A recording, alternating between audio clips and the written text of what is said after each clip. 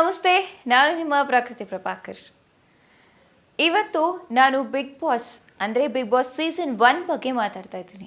ಏನಿವಳು big Boss season 9 ಬರ್ತಿದೆ, ಆದರೆ ಈ ಬಿಗ್ ಬಾಸ್ ಸೀಸನ್ 1 ಬಗ್ಗೆ ಮಾತಾಡ್ತಿದ್ದೀನಿ ಅಂತ ಹೇಳ್ತಿದ್ದಾಳೆ ಅಂತ ನೀವೆಲ್ಲ ಯೋಚನೆ ಮಾಡ್ಬೋದು. ಹೌದು, ಇದು ಒಂಥರ ಬಿಗ್ ಬಾಸ್ ಸೀಸನ್ 1ನೇ. ಏನಕ್ಕೆ ಇದು ಸೀಸನ್ 1 ಅಂತ ನಾನು ಕರಿತಿದ್ದೀನಿ ಅಂತ ಹೇಳಿದ್ರೆ, ಕನ್ನಡದಲ್ಲೇ ಮೊದಲ ಬಾರಿಗೆ Bigg Boss mini Bigg Boss season ಬರ್ತಾ ಇರೋದು ಇದೇ ಮೊದಲನೇ ಬಾರಿಗೆ. ಅದಕ್ಕೋಸ್ಕರ ನಾನು ಅದನ್ನು ಬಿಗ್ ಬಾಸ್ ಸೀಸನ್ 1 ಅಂತ ಹೇಳಿದೆ. ಸೊ ಆಬ್ವಿಯಸ್ಲಿ ಅದು ಮಿನಿ ಬಿಗ್ ಬಾಸ್ ಸೀಸನ್ 9ನೇ, ಬಟ್ ಮಿನಿ ಬಿಗ್ ಬಾಸ್ ಇದೆ ಫಸ್ಟ್ ಟೈಮ್ ಬರ್ತಿರೋದ್ರಿಂದ ನಾನು ಸೀಸನ್ 1 ಅಂತ ಹೇಳಿದೆ. ಸೊ ಎಲ್ರಿಗೂ ಒಂದು ಕ್ಯೂರಿಯಾಸಿಟಿ ಇರುತ್ತೆ, ಬಿಗ್ ಬಾಸ್ ಮಿನಿ ಸೀಸನ್ ಬರ್ತಾ ಇದೆ, ಬಿಗ್ ಬಾಸ್ ಮಿನಿ ಸೀಸನ್ 9 ಬರ್ತಾ ಇದೆ. ಸೊ ಅದು ಅಲ್ಲದೆ ಅದು OTTಯಲ್ಲಿ ಬರ್ತಾ ಇರೋದು, ಅಂದರೆ ಊಟಲ್ಲಿ ಬರ್ತಾ ಇದೆ. ಅದು 24x7 ಲೈವ್ ಬರ್ತಾ ಇದೆ.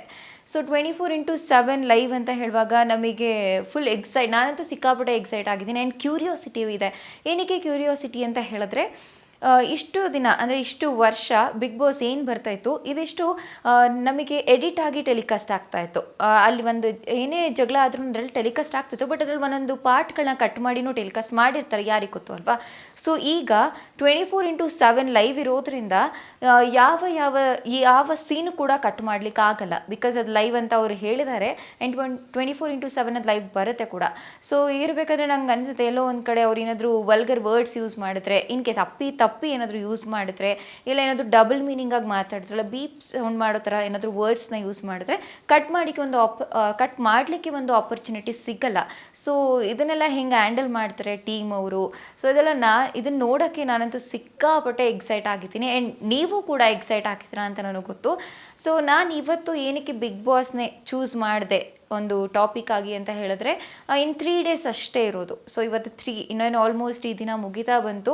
ಸೊ ಈ ದಿನ ಮುಗಿದ್ರೆ 4, 5, 6th ಈವ್ನಿಂಗ್ 7ಗೆ ಮಿನಿ ಬಿಗ್ ಬಾಸ್ ಸೀಸನ್ 9 ನಿಮ್ಮ ಮುಂದೆ ಬರುತ್ತೆ. ಸೊ ಕಂಟೆಸ್ಟೆಂಟ್ ಯಾರು ಏನು ಅನ್ನೋದೆಲ್ಲ ನಮಗೆ ಒಂದಷ್ಟು ನೇಮ್ಸ್ ಈಗ ಆಲ್ರೆಡಿ ತಿಳಿದು ಬಂದಿದೆ. ಅಂದರೆ ಅದು ಎಕ್ಸಾಕ್ಟಾಗಿ ಅವರೇ ಬರ್ತಾರಾ ಇಲ್ಲ ಅದು ನಮಗೆ ಸರಿ ಗೊತ್ತಿಲ್ಲ. ಆ್ಯಂಡ್ ನೀವು ಆ ಒಂದಷ್ಟು ಹೆಸರನ್ನು ಕೇಳಿರ್ತೀರ.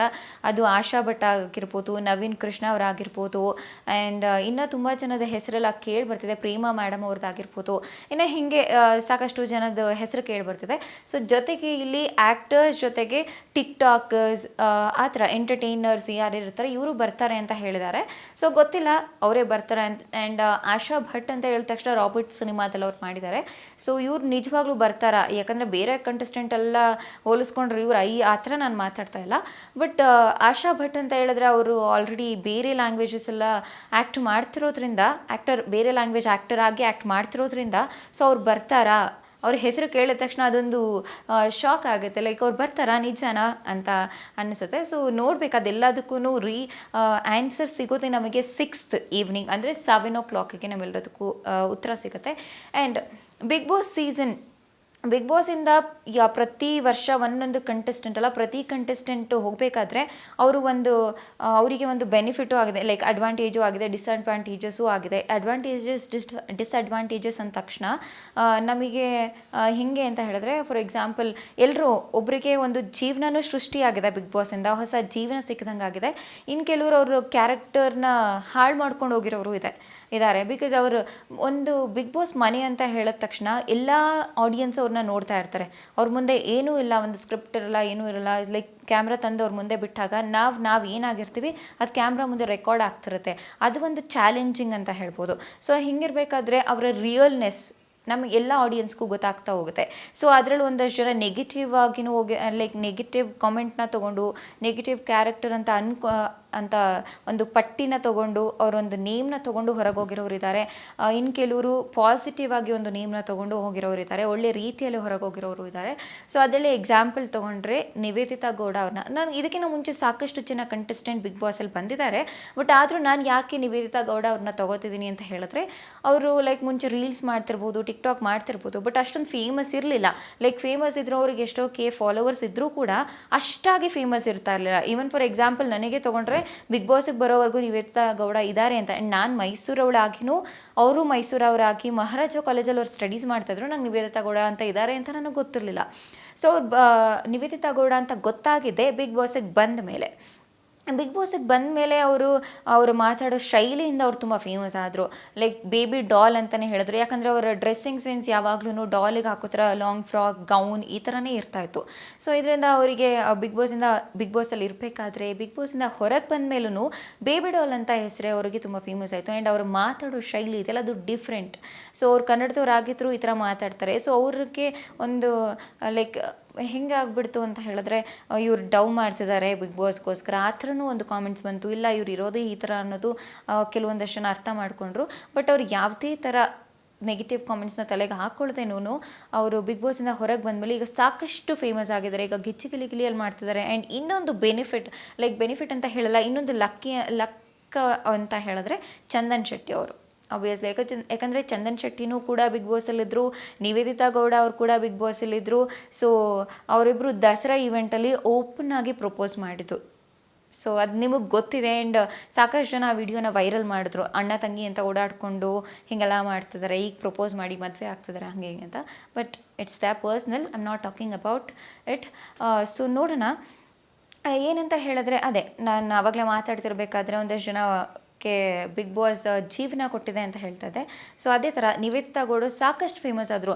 ಬಿಗ್ ಬಾಸಿಗೆ ಬರೋಗಿನ ಮುಂಚೆ ನಿವೇದಿತಾ ಗೌಡ ಆಗಿ ಮಾತ್ರ ಇದ್ದರು. ಸೊ ಈಗ ಸೆಲೆಬ್ರಿಟಿ ನಿವೇದಿತಾ ಗೌಡ, ಚಂದನ್ ಶೆಟ್ಟಿ ವೈಫ್, ಇದೆಲ್ಲ ಟ್ಯಾಗ್ಲೈನ್ ಅವ್ರಿಗೆ ಸಿಕ್ಕಿದೆ.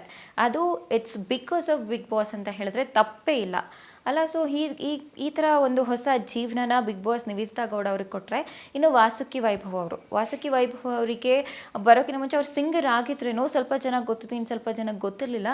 ಬಟ್ ಬಿಗ್ ಬಾಸಲ್ಲಿ ಅವರ ಹಾಡನ್ನು ಕೇಳಿ ಒಂದು ಸಾಂಗ್ಸು ತುಂಬಾ ಹಿಟ್ ಆಗಿತ್ತು ಕೂಡ, ತುಂಬಾ ಎಲ್ಲರೂ ಸ್ಟೇಟಸಲ್ಲೂ ಆವಾಗ ಓಡಾಡ್ತಾ ಇತ್ತು ಆ ಸಾಂಗ್. ಸೊ ಅವರು ಬಿಗ್ ಬಾಸಿಂದನೇ ಗೊತ್ತಾಗಿದ್ದು, ವಾಸುಕಿ ವೈಭವ್ ಅವ್ರದ್ದು ಧ್ವನಿ ಇಷ್ಟು ಚೆನ್ನಾಗಿದೆ, ಅವರೊಂದು ಸಿಂಗರ್ ಆಗಿದ್ರು ಅಂತ ನಮಗೆ ಬಿಗ್ ಬಾಸಲ್ಲೇ ಗೊತ್ತಾಗಿತ್ತು. ಸೊ ಎಷ್ಟೋ ಜನರ ಬಗ್ಗೆ ನಾವೇನೋ ಅನ್ಕೊಂಬಿಟ್ಟಿರ್ತೀವಿ ಬಿಗ್ ಬಾಸ್ ಓಕೆ, ನಾವು ಮುಂಚೆ ಅವ್ರ ಜೀವನ ನೋಡಿ ಓಕೆ ಅವ್ರು ಹೀಗೆ ಆ ಥರ ಈ ಥರ ಅಂತ ಅಂದ್ಕೊಂಡಿರ್ತಾರೆ. ಬಟ್ ಬಿಗ್ ಬಾಸಲ್ಲಿ ಬಂದು ಕೆಲವ್ರು ಜನ ಓಕೆ ಇವ್ರು ಈ ಥರ ಅಲ್ಲ, ನಾವು ಅಂದ್ಕೊಂಡಿದ್ದು ತಪ್ಪು ಅಂತ ಕೆಲವ್ರು ಅಂದ್ಕೊಂಡಿದ್ದಾರು ಇದ್ದಾರೆ. ಆ್ಯಂಡ್ ಒಳ್ಳೆಯವರು ಅಂತ ಅಂದ್ಕೊಂಡವ್ರನ್ನ ಇವ್ರು ಈ ಥರನಾ ಅಂತ ಜನ ಜಡ್ಜ್ ಮಾಡೋ ರೀತಿಯಲ್ಲೂ ಕೆಲವ್ರ ಬಗ್ಗೆ ನಮಗೆ ಗೊತ್ತಾಗಿದೆ. ಸೊ ಅದೇ ನಮ್ಮ ತನ ಏನು ಅಂತ ತಿಳಿಸ್ಕೊಡೋದೇ ಬಿಗ್ ಬಾಸ್ ಅಂತ ಹೇಳ್ಬೋದು. ತಪ್ಪೇನಿಲ್ಲ ಅದು. ಸೊ ಹಾಗೆ ಅದು ವಾಸುಕಿ ವೈಭವ್ ಅವರಿಗೂ ಹೊಸ ಜೀವನ ಕೊಡ್ತು. ಈಗ ಯಾವುದೇ ಮೆಲೋಡಿ ಸಾಂಗ್ ಆಗಿರ್ಬೋದು, ಒಂದು ಫೇಲ್ಯೂರ್ ಸಾಂಗ್, ಸ್ಮೂತ್ ವಾಯ್ಸಲ್ಲಿ ಬರೋ ಸಾಂಗ್ ಏನೇ ಇದ್ರೂ ಅದು ವಾಸುಕಿ ವೈಭವ್ ಅವರ ಧ್ವನಿಯಲ್ಲೇ ಇರುತ್ತೆ ಆಲ್ಮೋಸ್ಟ್ ಸಾಂಗ್ಸ್ ಎಲ್ಲ. ಸೊ ಹಿಂಗೆ ತೊಗೊಂಡ್ರೆ ಹಿಂಗೆ ಸಾಕಷ್ಟು ಜನ ಬಿಗ್ ಬಾಸಿಂದ ಹೊಸ ಜೀವನ ಕಟ್ಕೊಂಡಿರೋರು ಇದ್ದಾರೆ. ಇನ್ನು ಒಂದಷ್ಟು ಜನ ಬಿಗ್ ಬಾಸಿಂದ ಜೀವನ ಅವರ ರಿಯಾಲಿಟಿ ತಿಳ್ಕೊಂಡು ನೆಗ್ಲೆಕ್ಟ್ ಮಾಡಿ ಹೋಗಿರೋರು ಇದ್ದಾರೆ. ಸೊ ಐ ಮೀನ್ ಬಿಗ್ ಬಾಸ್ನ ನೆಗ್ಲೆಕ್ಟ್ ಮಾಡಿರಲ್ಲ, ಅವರ ರಿಯಾಲಿಟಿ ಏನು, ಅವರ ಜೀವನ ಹೆಂಗೆ, ಲೈಕ್ ಅವರ ಕ್ಯಾರೆಕ್ಟರ್ ಏನು ಅಂತ ಕೆಲವರು ಒಂದಷ್ಟು ಜನ ಬ್ಯಾಡ್ ಒಪಿನಿಯನ್ ತೊಗೊಂಡೋಗಿರೋರು ಇದ್ದಾರೆ. ಸೊ ಹೀಗೆ ಬಿಗ್ ಬಾಸ್ ನೆಗೆಟಿವ್ ಪಾಸಿಟಿವ್ ಎರಡೂ ಕೊಟ್ಟಿದೆ ಕೆಲವರು ಒಬ್ಬೊಬ್ಬ ಲೈಫಲ್ಲಿ. ಮತ್ತು ಈಗ ಈ ಸರಿ ಬಿಗ್ ಬಾಸ್ ಬರೋ ಕಂಟೆಸ್ಟೆಂಟ್ಸಲ್ಲಿ ನಮಗಿನ್ನೂ ಪರ್ಟಿಕ್ಯುಲರ್ ಆಗಿ ಒಂದಷ್ಟು ಹೆಸರು ಸಿಕ್ಕಿಲ್ಲ. ಬಟ್ ಈಗ ಹೇಳ್ದಲ್ಲ, ಆಶಾ ಭಟ್ ಆಗಿರ್ಬೋದು, ನವೀನ್ ಕೃಷ್ಣ ಅವರಾಗಿರ್ಬೋದು, ಈ ಥರ ಒಂದಷ್ಟು, ಮತ್ತು ಪ್ರೇಮಾ ಅವರಾಗಿರ್ಬೋದು. ಸೊ ಇನ್ನೂ ಒಂದಷ್ಟು ಜನ ನೇಮ್ ಕೇಳಿ ಬರ್ತಾ ಇದೆ. ಬಟ್ ಗೊತ್ತಿಲ್ಲ ಅವರೇ ಕಂಟೆಸ್ಟೆಂಟ್ ಆಗಿ ಬರ್ತಾರಾ ಇಲ್ವಾ ಅಂತ. ಇನ್ ಕೇಸ್ ಏನಾದರೂ ಅವ್ರು ಬಂದರೆ ಖುಷಿನೇ ಇರುತ್ತೆ. ಸೊ ಅವರೆಲ್ಲ ಹೆಂಗೆ ಪಾರ್ಟಿಸಿಪೇಟ್ ಮಾಡ್ತಾರೆ, ಅಲ್ಲಿ ಬರೋ ಗೇಮ್ಸ್ಗಳಾಗಿರ್ಬೋದು, ಚಾಲೆಂಜಿಂಗ್ ಆಗಿರುತ್ತೆ ಪ್ರತಿಯೊಂದು ಟಾಸ್ಕ್ ಕೂಡ. ಆ್ಯಂಡ್ ಏನೇ ಆದ್ರೂ ಈ ಬಿಗ್ ಬಾಸ್ 6 ವೀಕ್ಸ್ ನಡೆಯೋದ್ರಿಂದ ಸೊ ನೋಡಬೇಕು ಹೆಂಗಿರ್ತಾರೆ. ಬಿಕಾಸ್ ಒಂದು ಆರ್ಟಿಸ್ಟ್ ಅಂತ ಹೇಳುವಾಗ ಅವರೆಲ್ಲ ಶೆಡ್ಯೂಲ್ನ ಬಿಟ್ಟು ಬಿಗ್ ಬಾಸ್ಗೆ ಅಂತ ಬಂದು, ಈವನ್ ವಿತೌಟ್ ಫೋನ್ಸ್, ಈಗ ತುಂಬ ಜನ ಹೇಳಿರ್ತಾರೆ ಆಲ್ರೆಡಿ ಬಿಗ್ ಬಾಸಲ್ಲಿರೋ ಕಂಟೆಸ್ಟೆಂಟೇ ಹೇಳ್ಕೊಂಡಿದ್ದಾರೆ, ನಾನು ಫೋನ್ ಬಿಟ್ಟಿರ್ತಾ ಇರಲಿಲ್ಲ, ಇವಾಗ ಇದ್ದೀನಿ ಅಂತಲೂ ಹೇಳಿರೋರು ಇದ್ದಾರೆ.